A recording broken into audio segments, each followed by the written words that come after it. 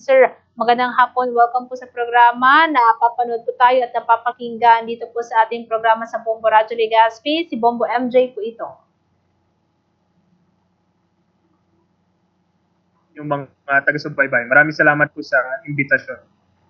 Yes po. Opo, mahingi lang po kami ng komento sa TUCP about siguro nabalita na din po ninyo ito pong sinusulong ni Senator Erwin Tulfo na panukalang batas na magtatanggal daw po ng sweldo at allowances ng mga matataas na opisyal ng pamahalaan kapag sila po ay absent na walang malinaw at valid reason. So ano po ang sa hanay lang po ng mga manggagawa, ano po ang ating pong komento about this? Opo, matagal nang wini-welcome po ng TUCP, ng mga manggagawa, itong mga panukala na yun nga, yung no work, no pay, i-apply din natin sa mga matataas na opisyal ng gobyerno dahil ang karaniwang manggagawa po, pagka hindi nakapasok, kahit nagkasakit bigla, hindi makabiyahe, yan po ay kagad, wala po kagad na arawang sweldo.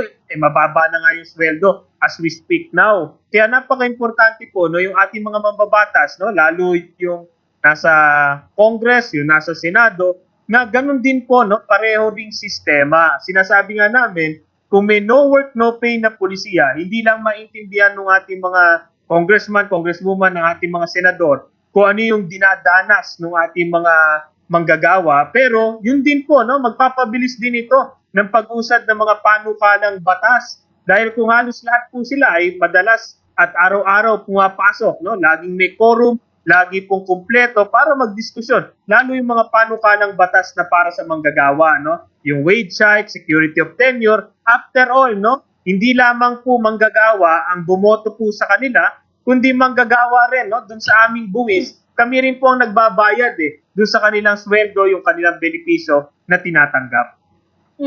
Okay, oo. So, ganun po pala, Pero yun nga, kumbaga, sinasabi din ng ilan kasing senador na kahit hindi sila mag-attend sa mga plenary session, nagtatrabaho naman daw sila. Opo, pero wala po kasi katumbas lalo yung presensya. Lalo kung pag-uusapan natin yung mga committee hearing. Kasi yung pagtatrabaho po ng kahit hindi pumapasok, pwede po yan sa pagpa-file ng mga panukalang batas. Kaya lang po, hindi naman pwedeng basta lang nag-file. Kailangan po pausugin po natin yan sa committee hearings. Kailangan po pagdebatihan yan sa plenaryo. Kung kayo po ay absent, hindi po kayo makaka-participate doon sa mga panukalang batas. At lalo po, itong mga diskusyon po nito may requirement na quorum Ibig sabihin, merong bilang ng mambabatas na kailangan physically present para po magkaroon ng hearing. Kung wala po, kung absent po, nakakadagdag pa po tayo ng dahilan para mag-delay o ma-defer yung mga panukalang batas na dapat nga matagal nang inaksyonan ng gobyerno. Oo. Pero paano kung yung iba gumawa na lang talaga ng mga dahilan para makapag-absent and ayun nga, magbigay pa rin sila ng rason para mabayaran ka rin kahit hindi po sila maka-attend sa mga sesyon. Opo, wala naman tayong problema doon sa mga pailan-ilan na absent dahil merong kadahilanan. Pero napakahirap po kasi tanggapin para sa mga ordinaryong Pilipino, yung mga opisyalis natin sa gobyerno na halos hindi na natin nakita. Yung napakatatagal na nag-absent, talagang napakahirap po tanggapin para sa ating mga kababayan. Lalo na higit, yung sinabi nga natin, halimbawa sa Senado, after nung napakatinding political drama na nangyari dyan, isipin po natin, sa isang buwan na yon, ilan pong mga panukalang batas ang nabinbin at hindi po naaksyonan. Ito po tayo ngayon, papunta na naman tayo sa State of the Nation Address, ano pong babanggitin ng ating Pangulo dahil wala naman po masyadong naaksyonan yung ating Senado nga dahil po dyan naipit sa drama. So we hope na upon resumption, which is after po ng State of the Nation Address, ito pong mga panukalang batas po na ito, kasama itong no work, no pay na pinapanukala, sana hindi lang po ito slogan, kundi talaga pong seryosohin ng ating mga mambabatas. Kasi sabi ni Tulfo, nakakahiya naman talaga sa mga tao, sa ordinaryong government employee, lalo na sa mga nasa pribadong sektor na talagang walang sweldo kapag ka-absent. Pero kapag yung mga opisyal, maski ilang linggo na or ilang buwan na hindi pumapasok, may sweldo. Opo, no, lalo yung ating mga senador, yung ating mga mambabatas, sabihin na natin, no, sa isang buwan, higit kumulang 300,000 ang kanilang sweldo, no? Wala, hindi pa natin binabanggit yung mga benepisyo na iba pa.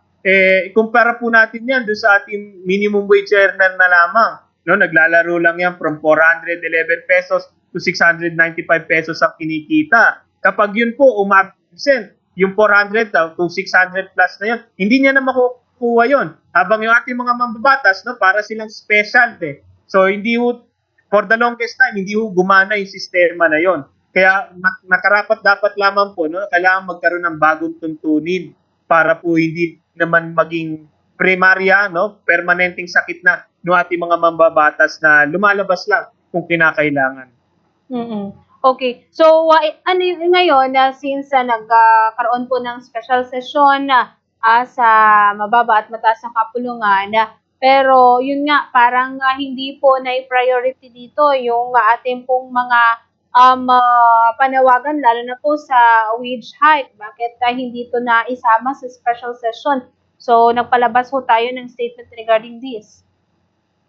Opo, no, yun nga yung kinadismaya natin, no. Nagkaroon nga ng special session, pero pag tinignan niyo po, no, yung utos na yon, tignan niyo po yung listahan ni isang panukalang batas, no. Wala para doon sa mga manggagawa, no. Hindi na tackle talaga sa special session, no. Ito pa nakakadagdag, di ba?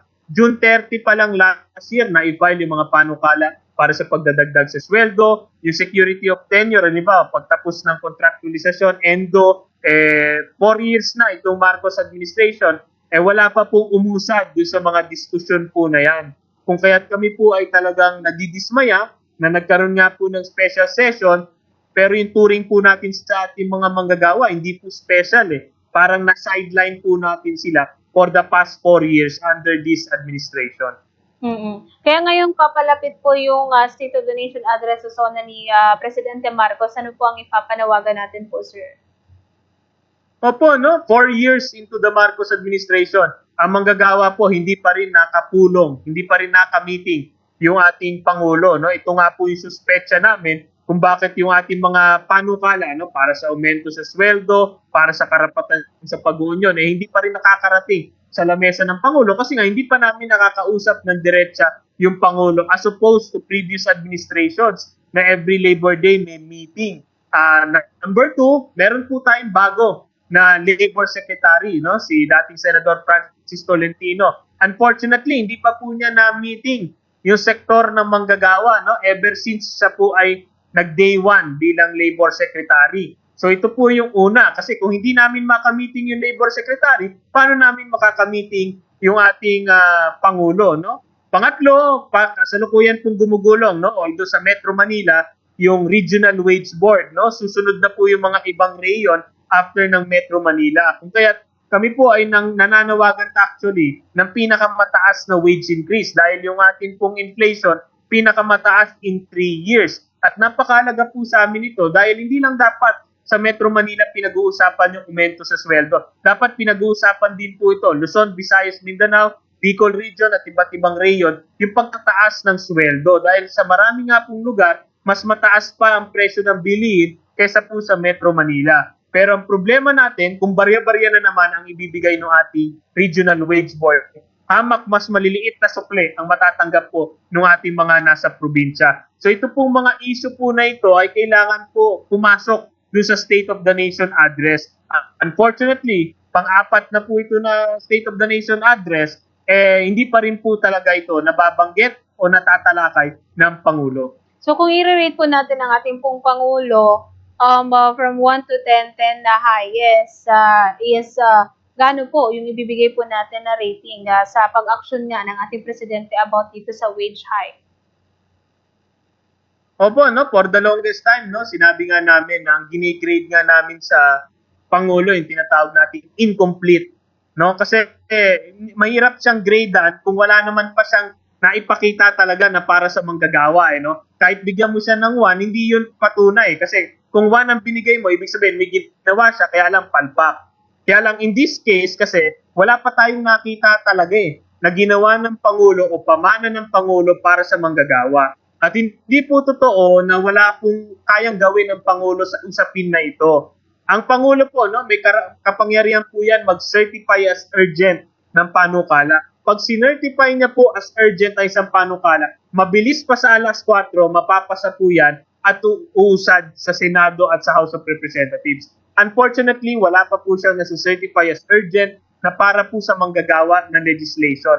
Even nga meeting na lamang yun na yung pinaka-bottom line, no? Pinaka-mababa doon sa aming mga nire-request. Hanggang ngayon, 4 na taon, wala pa rin po napapaunlak na meeting with the labor sector.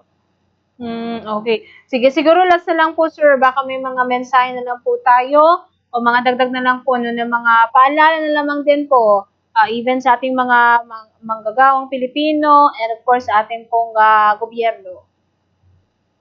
Opo, no, sa ating mga kapwa manggagawa, no, kagaya po ng nabanggit ko, no, in full swing yung ating proseso dun sa ating Regional Wage Board. Although matagal na natin silang binabanatan na barat sila, at the end of the day, no, hanggat wala pong naipapasa ang Senado at ang Kongreso, sila po ang magbibigay ng aumento sa atin. No, nagsimula na po sa Metro Manila yung proseso po na ito at kalaunan po, no, makakarating din po dyan sa inyo yung ating proseso ng Regional Wage Board. Ang panawagan pa rin po ng mga manggagawa, no, ay daan-daan na aumento, no, at least na 200 pesos at patuloy pa rin naman po pinaglalaban ng TUCP yung tinatawag nating legislated wage increase. Ibig sabihin, ang Kongreso at ang Senado ang dapat magbigay ng aumento sa sweldo dahil matagal na pong pumalpak yung ating Regional Wage Board system. Sana po, no, samahan niyo po kami, no, mga lampag sa gobyerno hanggat sila po ay makinig at patuloy po tayong magkaisa dun po sa laban para sa dagdag sweldo, para po sa disenteng trabaho. Thank you so much po, Sir Carlos, sa inyo po mga information at sa oras. Just mabalas po, sir. Maraming salamat din po. Mabuhay po kayo.